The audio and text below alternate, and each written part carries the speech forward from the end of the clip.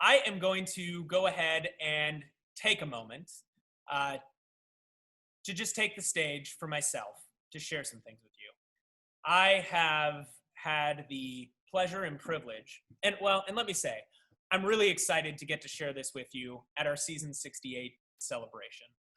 It's great that you, the students, are here today. Because over the last 12 years, I've had the privilege of being the artistic director here at Junior Theater. And it's been a journey. It's been a journey where I've been shedding different responsibilities as we grow.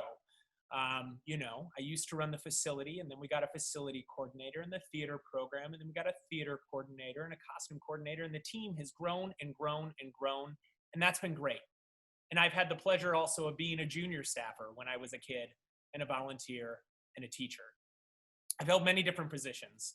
And though I'm stepping down as artistic director, I do want you all to know that I'm staying on with the nonprofit in development.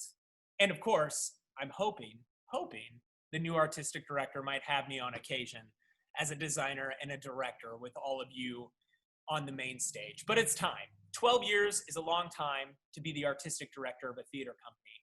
And we're ready for new energy, new thinking, new life, and new ways of doing things with our main stage company and beyond. One of my favorite quotes of all time, and I've been reflecting on it a lot.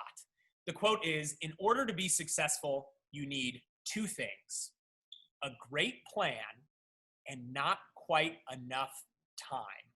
And I love that quote because that is so true about the theater. A great plan and not quite enough time is essential. But I've been thinking about that quote, and I realized that there's a third component that might be missing. And I'll get back to that. But I want to share 12 years ago when I arrived at Junior Theater, share with you guys it wasn't my first day. It was like my third day, but it was my first week. And we had a huge thunderstorm roll in 12 years ago. And I came over to the theater to check things out. It's thundering outside and it's raining. And I'm hearing rain inside the theater. I'm like, what is going on? And I turn on the work lights and I quickly grab buckets and cups and 7 different places on the stage. I'm collecting water as it's raining down on the stage. Water is dripping off one of our ellipsoidals in the air. And I remember looking up and being like, we've got a lot of work to do. That year we had 300 enrollments. We had 72 kids on our main stage, or this year we had 72 kids on our main stage. Back then we had 25. And it was no one's fault that Junior Theater was small. It was just a program that was disrupted.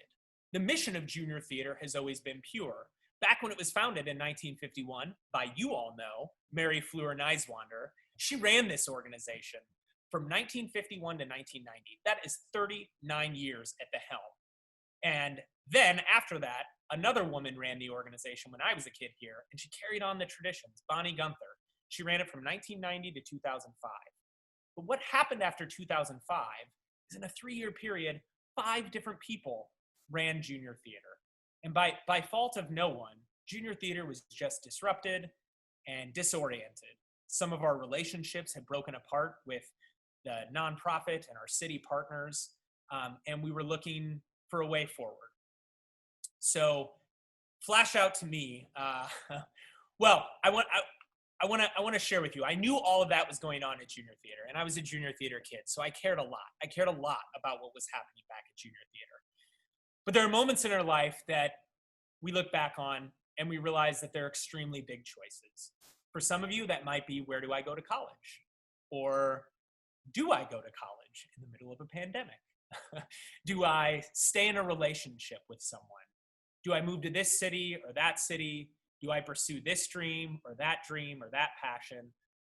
Or do I take a deep breath and sign up for, yes, another crazy theater project that I probably shouldn't do? But where I was just before I came back to Junior Theater in 2008, I was out in California, and I was directing Hamlet just outside San Francisco. I was actually had decided not to apply to come back to Junior Theater. I was signed with the Krasny office. I was planning to become an actor. The Krasny agency, I had an agent lined up in New York City for when I was done. And the time to apply for the job passed, and I let it go. And I remember driving up the California coastline, and all of a sudden being hit out of nowhere, I don't know what it was, that I'd made a mistake. That junior theater was just too important to kids who could be involved in the program to not put my name out there to try to contribute. So I reached out to my now supervisor, Teresa. I sent her an email and said, oh my gosh, I didn't apply. Can I still apply? And she said, funny enough, we extended the application process by 5 days. If you apply by tomorrow, your application's good. So I was lucky enough to land that job and move back to junior theater. And those are big moments in your life that you'll have many of, where you have to make a choice. And I ask that all of you make that choice because of the love and passion in your hearts. I had a lot of pressure on me to pursue being an actor. But I listened to that love and passion, and I've had the privilege of getting to know all of you. I've had the privilege of mounting productions at the last minute, painting walls while the audience is being seated backstage. And I've had the privilege to work with just the most amazing professionals and amazing students. And I don't regret that choice for a moment, because I now have a family that I love and 2 beautiful boys that I cherish. And of course, they now get to be a part of this thing that's junior theater. So, things that we have accomplished in the last 10 years. You know, we've renovated the stage, the curtains, the lights, the sound, the entire theater itself. Junior theater used to be in 4 buildings. We've now expanded to 9. We have over 1,700 enrollments. There were 72 of you involved in our main stage productions. And our program stays strong through all the normal changes, but we've even been able to weather a pandemic together. We're adapting, we're nimble, and with our spirit of serving others, we can still make great art. But, you know, why is junior theater actually so special? And it's none of that stuff. It's none of this stuff. It's, okay, here's my question. Would any of you trade in your junior theater experience for someone else's? So I was here in the 90s, and I did not have nearly the production qualities and all of the different access to classes and opportunities. And we didn't go on summer trips every year. We went when we could. But I'll tell you what, none of that stuff mattered. What mattered was the people I was there with. It was the people that I got to make theater with. And I know none of you would trade your junior theater for my junior theater. And that's what makes junior theater so special. We all keep showing up to make theater for kids, by kids. You're part of that. We make theater for kids. And the by kids part is you. You tell stories to younger kids. And I see them line up along the edge of this stage, and their eyes are beaming because they get to see somebody with as much courage as you getting up on stage and putting yourself out there. And that is why I've always said that junior theater is not a family. It's a community.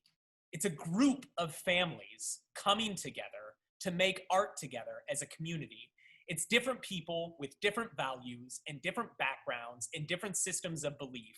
And yet we all come together and make theater. And because we come here to do one thing, we get the chance to learn from one another and share in all that we bring to the table. So it's pushing one another to be better, do better. We always need to be thinking better. It's supporting each other to find your voice, find your unique view, and then of course you express that view with clarity, confidence, and creativity. And that was Mary's mission. That was Mary's dream. And it's that pureness and heart of service that makes junior theater nearly 70 years old. So, as you carry forward, and I'm no longer your artistic director, I ask you to just I ask both the students and the professionals who have worked with us over the last 12 years to continue to support one another, to support junior theater, and just remember that this is a safe place for us to fail and succeed.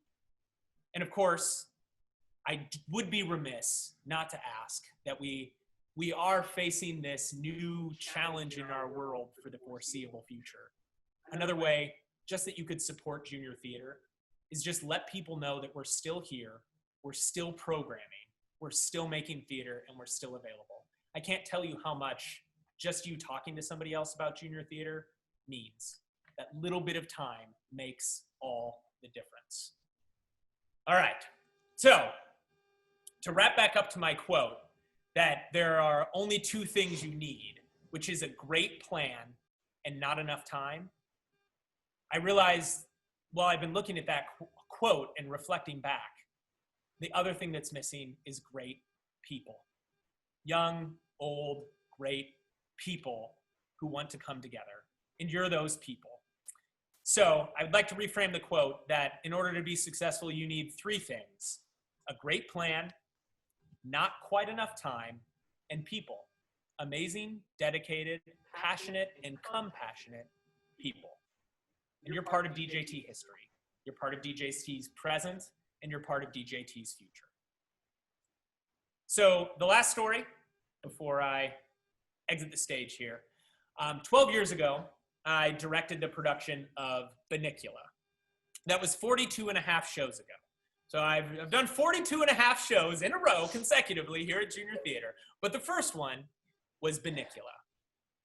And my fellow students and professionals who worked on that show, we were a ragtag band working around the clock to make the theater happen. We were overnighting it and bringing a refreshed quality of theater to the stage to share.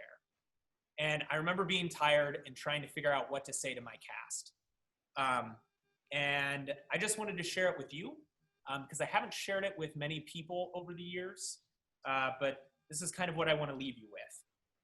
It's a quote from a book called A Course in Miracles, but it says, our deepest fear, this is actually the piece of paper that I prepared for my cast. I keep it in a special place. When I need this, I get it out and read it. Our deepest fear is not that we are inadequate. Our deepest fear is that we are powerful beyond measure. It is our light, not our darkness, that most frightens us. We ask ourselves, who am I to be brilliant, gorgeous, talented, and fabulous? And actually, who are you not to be those things?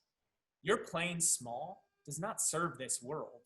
And there's nothing enlightened about shrinking so that other people won't feel insecure around you. We're all meant to shine, as children do. It's not just in some of us, it's in everyone. And as we let our own light shine, we unconsciously give other people permission to do the same thing. As we are liberated from our own fear, our presence automatically liberates others.